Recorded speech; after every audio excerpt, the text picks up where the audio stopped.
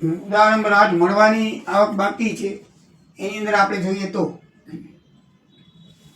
મળવાની બાકી આવક ખાતે ઉધાર તે જે તે આવક ખાતે જમા કરવાનું, બરાબર છે। ઉદાહરણ નંબર 8 ની અંદર એક રકમ આપેલી છે આપણને કે ભાઈ મળેલ ભાડું 22,000 બાકી છે, જમા બાકી છે, અને મળવાનું બાકી 2,000 છે। મળવાનું બાકી કેટલું છે? 2,000। એટલે કાચા સરવૈયામાં આપણને મળેલ ભાડું નફા નુકસાન ખાતાની કઈ બાજુ આવે? જમા બાજુ। આવક છે ને કેટલા રૂપિયા છે? 22,000, બરાબર છે। મળેલ ભાડું 22,000। નીચે હવાલો છે કે મળવાનું બાકી 2,000 રૂપિયા છે, મળવાનું બાકી છે તો એ આપણે શું કરશું? ઉમેરશું, વત્તા મળવાનું બાકી 2,000 શું થશે? ઉમેરશું, એટલે ટોટલ કેટલા આવશે? 24,000 રૂપિયા આઉટ કોલમમાં આવશે। તો મિત્રો એની બીજી અસર ક્યાં થશે? મળવાનું બાકી ભાડું છે એ આપણી મિલકત કહેવાય, લેણા કહેવાય, આપણે ભવિષ્યમાં આવવાનું છે, રૂપિયા આવવાના છે, એટલે ચાલુ મિલકતોના હેઠળ મળવાનું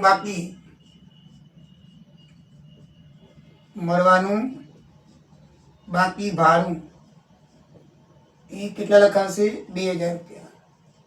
તો બસ મિત્રો આ રીતે એની અસર થશે, બરાબર, આ રીતે અસર થશે।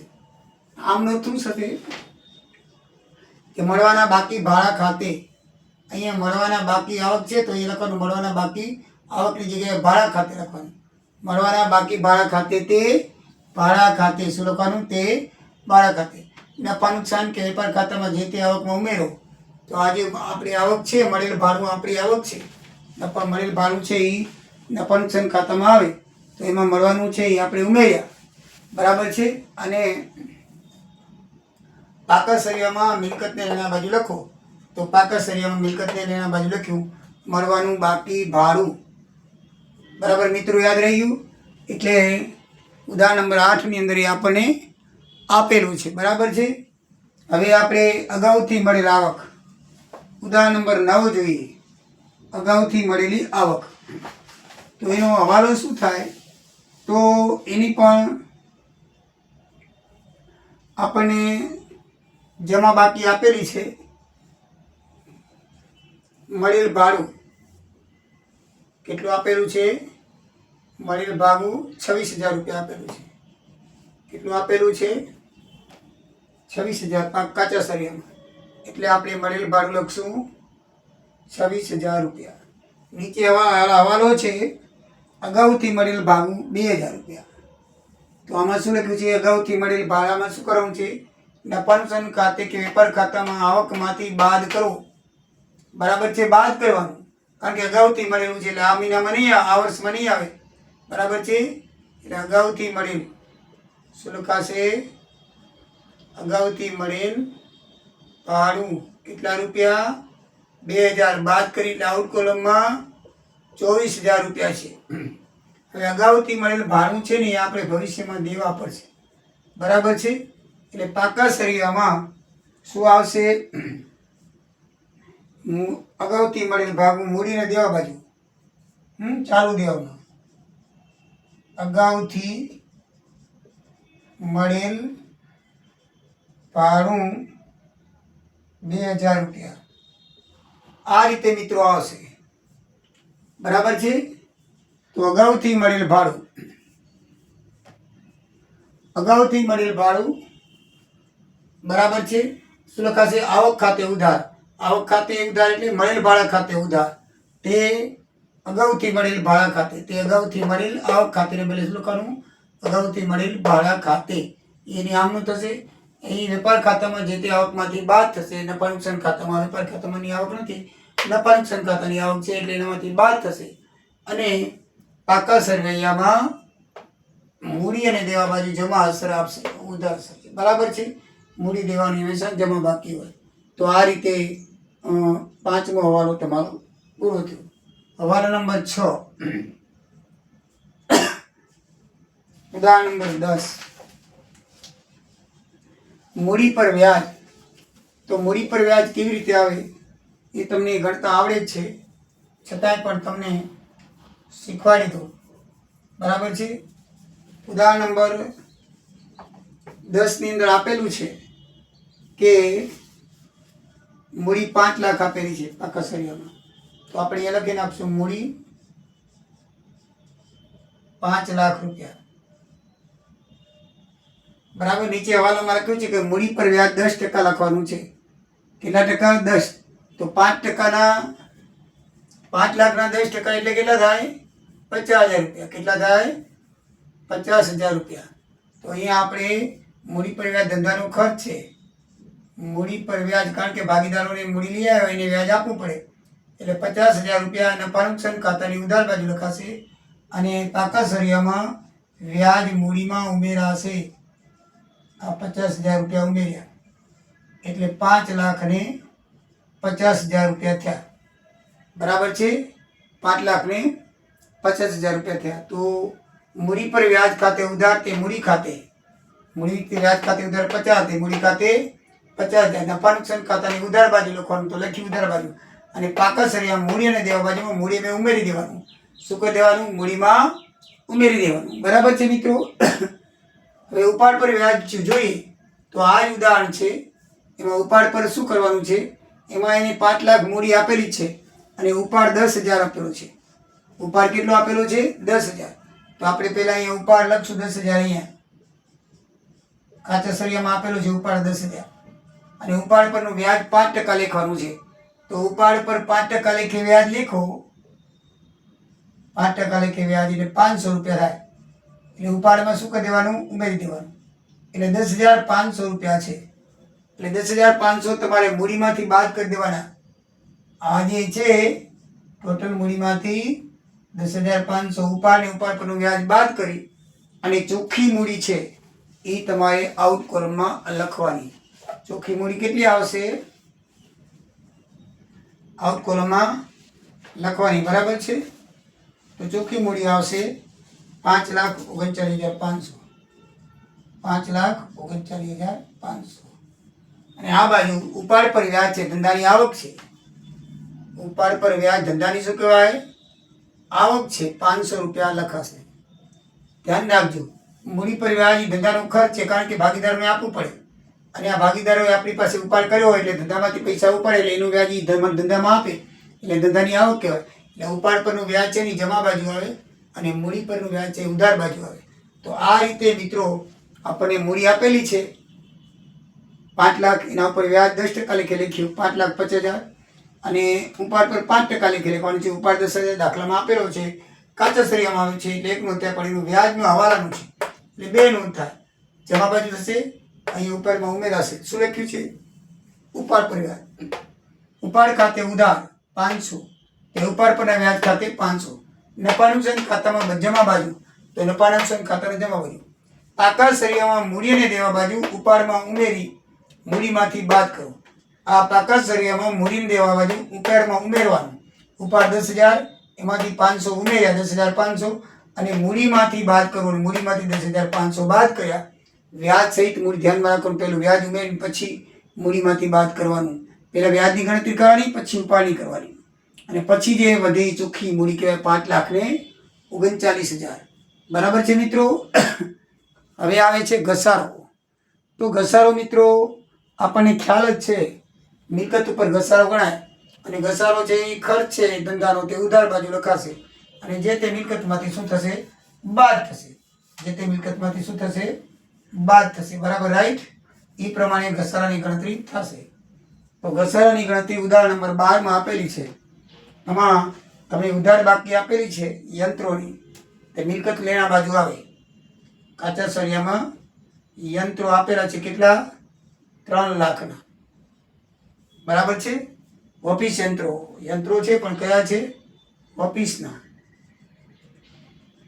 અને એના ઉપર 10% લેખે ઘસારો ગણવાનો છે. તો 1 મહિનું કાઢી નાખો 3 લાખનો 30,000 થાય.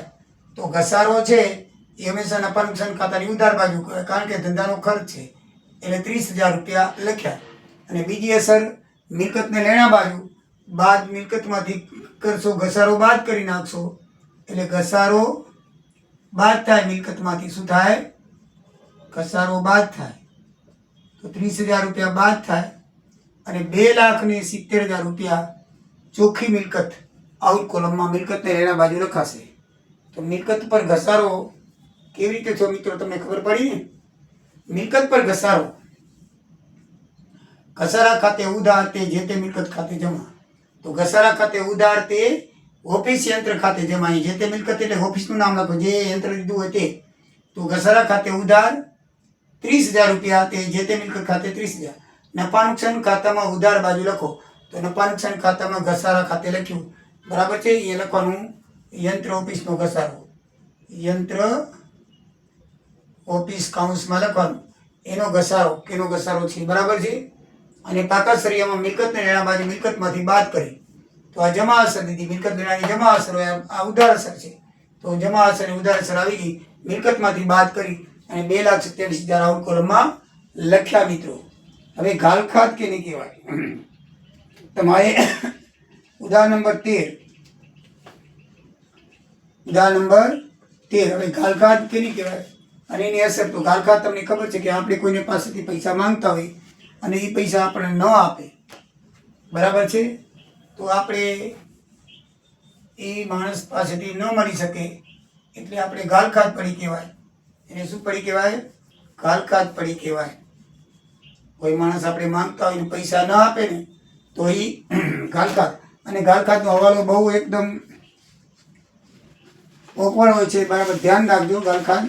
તો પેલા ઉદાહરણ નંબર 13 ની અંદર ઘાલખાત બાકી આપેલી છે 3,56,000 રૂપિયા. એ દેવાદારોની બાકી આપી છે. તો મિલકત અને લેણા બાજુ હંમેશા ઘસારો ઘાલખાત દેવાદારો ઉપર હોય, બરાબર છે. તો દેવાદારો કેટલા આપ્યા છે? 3,56,000 દેવાદારો આપ્યા છે. આમ અને ઘાલખાતની રકમ આપી દીધી, ટકા બકા 6,000 ઘાલખાત તરીકે માંડી વાળવાના છે, બરાબર છે. તો મિત્રો કાચા સરવૈયાની પણ ઘાલખાત આપેલી છે 6,000 રૂપિયા. નીચે હવાલો છે કે દેવાદારોમાંથી 6,000 ઘાલખાત તરીકે માંડી વાળો. દેવાદાર તરીકે ઘાલખાત માંડી વાળો એમ કીધું છે. તો આપણે શું કરશું?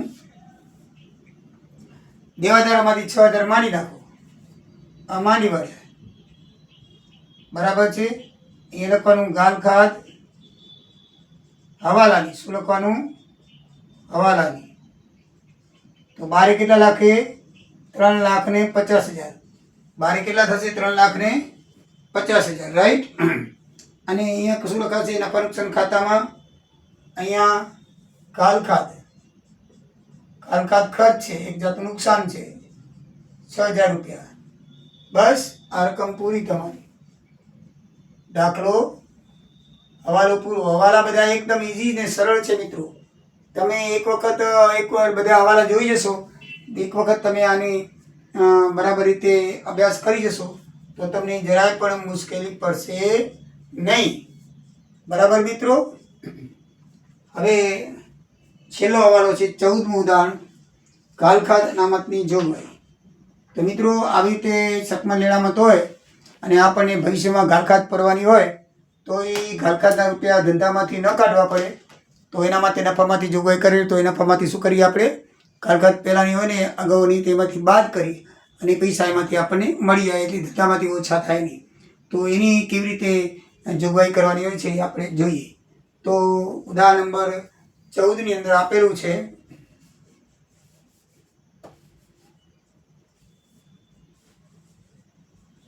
તો મિત્રો ઉદાહરણ નંબર 14ની અંદર આપેલું છે કે 1 લાખ ઉધાર બાકી અને જમા બાકી ઘાલખાત અનામત 6,000 રૂપિયા. તો દેવાદારો 1 લાખ છે. તો કાચા સરિયામાં દેવાદારો આપેલા હોય એટલે પાકા સરિયામાં મિલકતને લેણા બાજુ આવે. 1 લાખ રૂપિયા આપણે લખી નાખ્યા, બરાબર છે. પછી એને રકમ નીચે લખી છે કે દેવાદારો પર 10% ઘાલખાત અનામત કરવાની છે. તો 10% અનામત કરવાની હોય તો એમાંથી બાદ થાય. આ ઘાલખાત અનામત 10% કાલ ખાદ અનામત 10% એટલે 10,000 બરાબર 1 લાખના. તો બાકી 90,000 છે એ ચોખ્ખા દેવાદારો આઉટ કોલમમાં આવે. અને અહીંયા આપણે કાલ ખાદ અનામત લખી શકીએ કારણ કે કાલ ખાદ અનામત શું થશે? કાલ ખાદ અનામત પરમિશન ખાતાની ઉધાર બાજુ એ પાછું લખવાનું. શું લખવાનું? હવાલાની છે એમ 10,000 રૂપિયા લખવાના ઇનર કોલમમાં, કૌંસમાં લખવાનું હવાલો. બરાબર છે? એટલે 2 અસર આવી ગઈ. 10,000 મિલકત દેવાદારોમાંથી બાદ કર્યા અને ઉધાર. હવે પાછી કાચા સરવૈયામાં આપણને આપેલી છે 6,000 કાલ ખાદ અનામત. તો મિત્રો એ શું થશે? બાદ થશે. એ કાચું સરવૈયું લખવાનું, કાચું સરવૈયું, અને 6,000 બાદ કરી અને 4,000 રૂપિયા આઉટ કોલમમાં લખાશે. મિત્રો કાલ ખાદ અનામતના હવાલા બહુ સમજવા જેવા છે, એ તમે બરાબર ધ્યાનથી જોજો. પહેલાં તમને કાલ ખાદ અનામતને તમને કીધેલું હોય જેટલા ટકા એ દેવાદારોમાંથી બાદ કરવાના. તો દેવાદારોમાંથી બાદ કરી એટલે એ બાદ કરીને આઉટ કોલમમાં ચોખ્ખા દેવાદારો લખી નાખવાના, કારણ કે એમાંથી એટલા રૂપિયા આપણે અનામત તરીકે લઈ લીધા. અને એની અહીં અનામત પાછી નફા નુકસાન ખાતાની ઉધાર બાજુ લખાશે. હવે તમને કાચા સરવૈયાની આપેલી હોય ને એ તો આખા વર્ષમાં આપણને જે કાલ ખાદ પડી હોય એ આપેલી હોય, એટલે આખા વર્ષમાં 6,000 કાલ ખાદ થઈ. આપણી ખર્ચે અનામત કેટલું હતું? 10,000 રૂપિયા અનામત હતું. તો એમાંથી 6,000 રૂપિયા લઈ લઈએ તો હજી આપણે 4,000 રૂપિયા બાકી વધશે. એટલે કાચા સરવૈયાની અનામત હંમેશા બાદ થાય. શું થાય? બાદ થાય. શું કેમ બાદ થાય? મિત્રો સમજી લો. કારણ કે એ કાલ ખાદ આપણે આખા વર્ષમાં પડી ગઈ છે 6,000ની કાલ ખાદ. આપણી પાસે કાલ ખાદના માટે રૂપિયા 10,000 ભંડોળ પડ્યું છે, તો એ પૈસા નથી આવવાના. તો એ ભંડોળમાંથી લઈને ધંધામાં નાખશું તો હજી આપણી પાસે 4,000 રૂપિયા રહેશે. એટલે બરાબર રીતે સમજી લો કે કાલ ખાદ અનામતમાંથી કાચા સરવૈયાની અનામત બાદ થાય. એ ખાસ ભૂલશો નહીં. બરાબર છે મિત્રો? તો આ રીતે તમારા 10 હવાલા કમ્પ્લીટ થયા. બાકીના હવે તમને નેક્સ્ટ વિડીયોમાં હવાલા થશે. એક હવાલાની અસરને ઉદાહરણ તમને સમજાવતો આવું છું. બધા ઉદાહરણ લખેલા જ છે જેથી તમને બરાબર ખ્યાલ આવે. જય દ્વારિકાધીશ, જય સિયારામ.